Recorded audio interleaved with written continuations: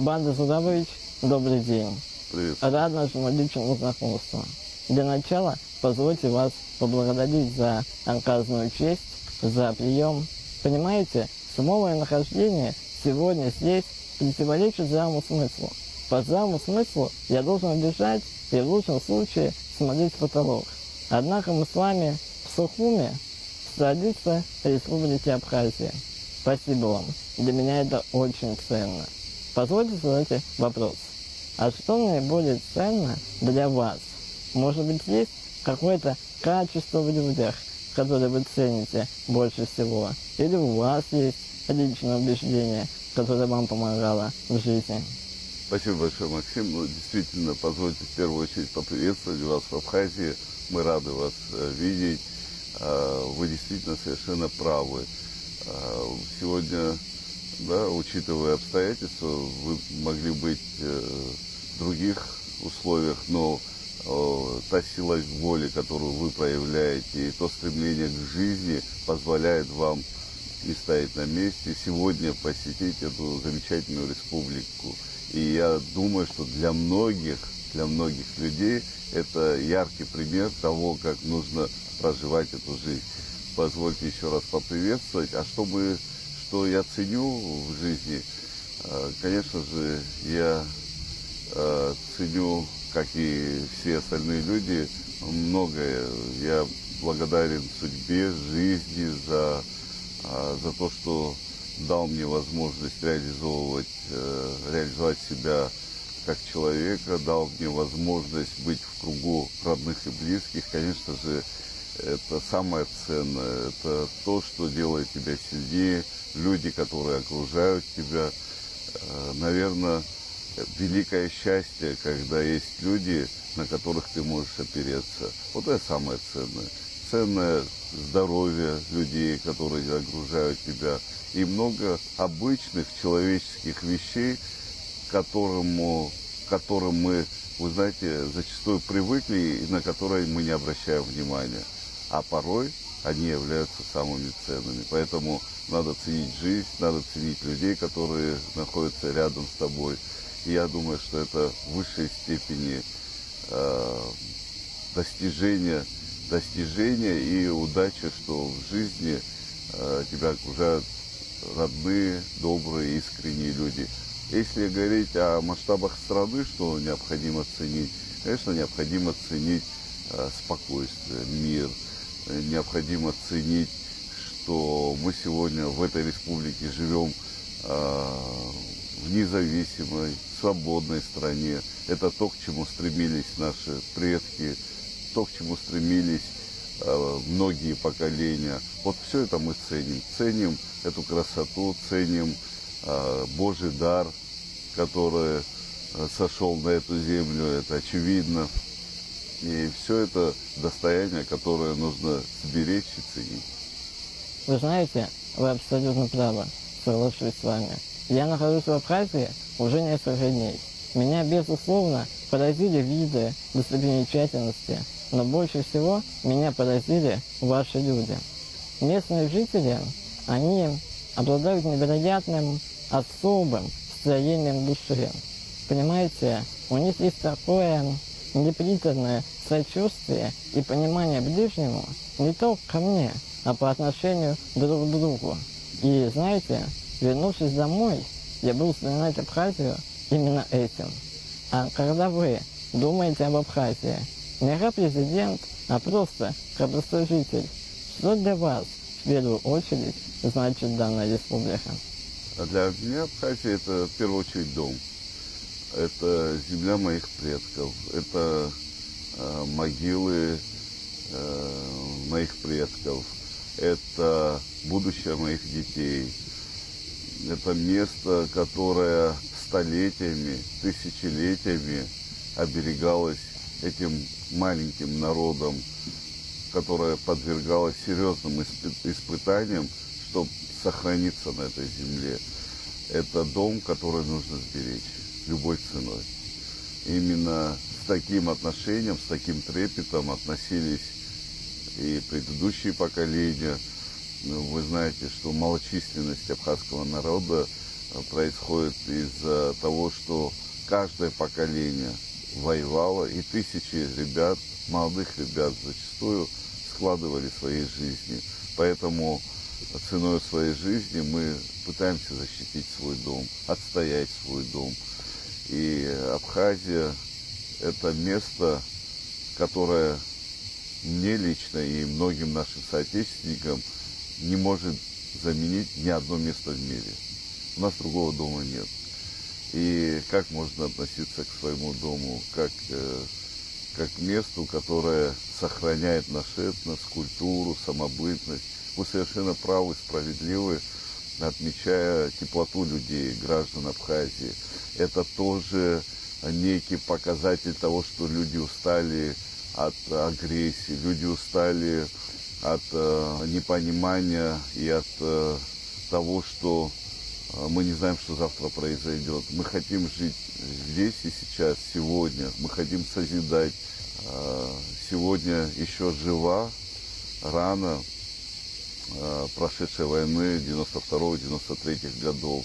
Мы понимаем цену миру, поэтому очень дорожим этим миром. Мы хотим прожить эту жизнь и оставить тепло, частичку тепла в душах, в том числе и гостей, прибывающих на территорию Абхазии. Мне очень приятно слышать от вас, что Абхазия оставит в вашем сердце неизгладимое впечатление, которое вы заберете с собой домой. И очень надеюсь, что вот именно эта теплота, эти теплые чувства позволят вам ежегодно возвращаться на эту благодатную землю.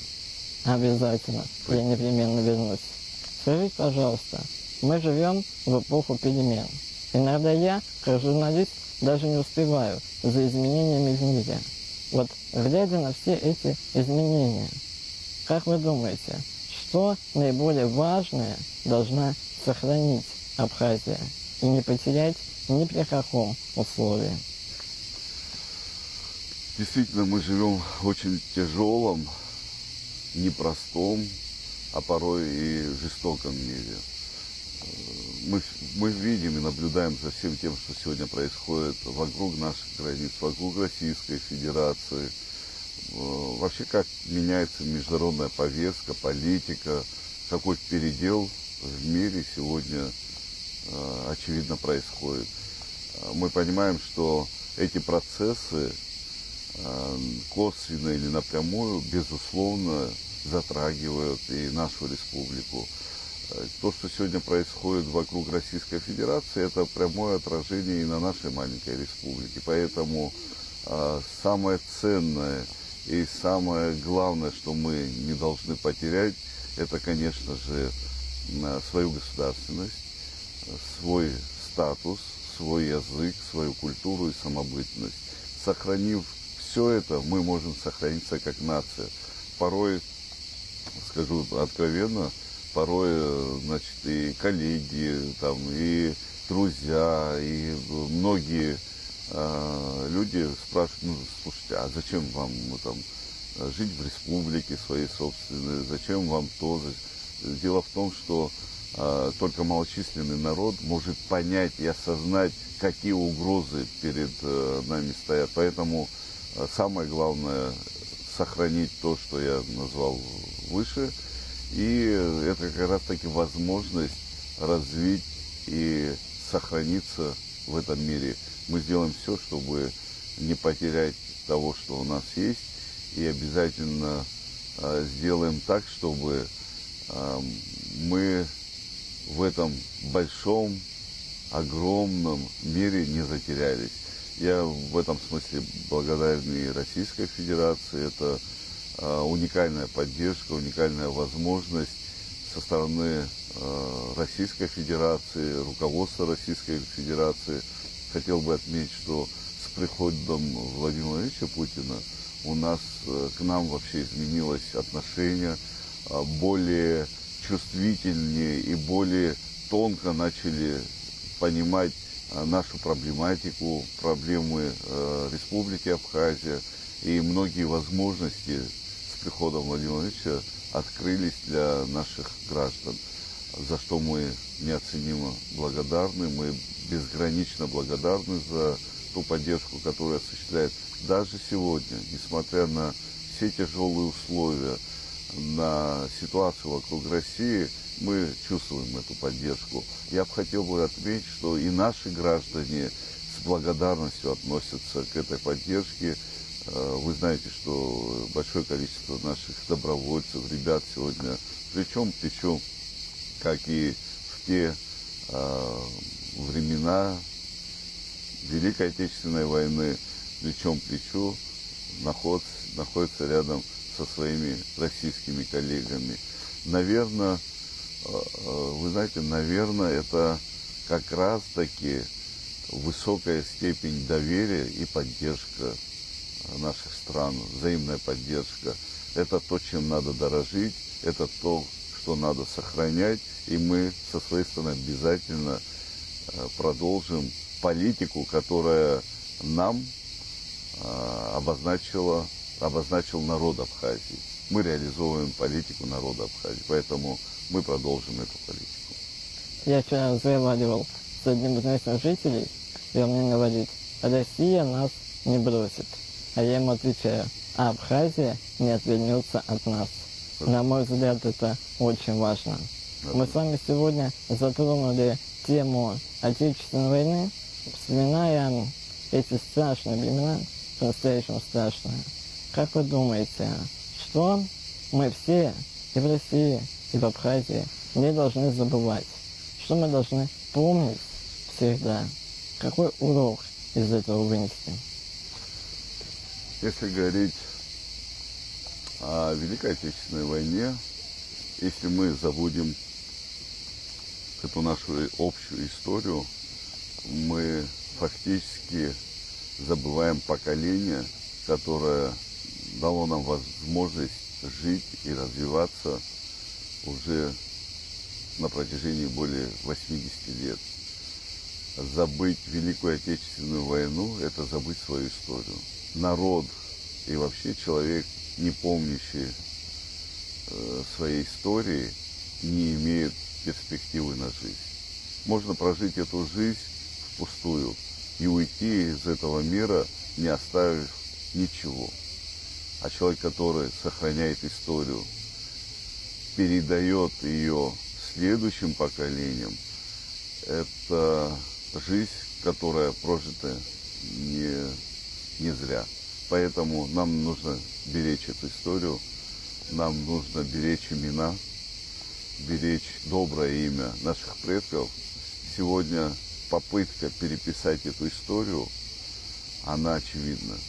Мы ни в коем случае не должны позволить сравнять наших воинов, защитников, освободителей наших дедов с представителями нацистской Германии. Это то, что сегодня навязывают всему миру, и это попытка переписать историю. Вот если мы дадим эту возможность переписать историю, то тогда наше пребывание на этой земле оказалось напрасным. Я так считаю. Согласен с вами. Это мое правило. Не прожить жизнь впустую. Да. Каждый день я ему следую. Спасибо вам. В завершение я хотел бы попросить вас пару слов для наших зрителей. Может быть, вы что-то хотите сказать или пожелать, если можно. Ну, позвольте еще раз поблагодарить вас, Максим. Я хотел бы еще раз отметить, что у человека безграничные возможности. Когда человек настроен жить, бороться, реализовывать себя, у него всегда это получится. Вы яркий тому пример. И то, что вам дается, для миллионов людей, это показатель того, что человеческие возможности безграничны. Хочу поблагодарить вас за силу духа, за силу воли. Хочу обратиться к вашим и подписчикам, и людям, которые наблюдают за вами, и сказать о том, что мы действительно живем в непростое время. я бы хотел бы, чтобы все мы брали с вас пример. Как нужно любить жизнь, как нужно ценить эту жизнь и как ее нужно проживать. Поэтому живите, развивайтесь, стремитесь к лучшему и оставляйте свой добрый след в этом мире. Большое вам спасибо за Спасибо этот вам. разговор. Спасибо, Максим.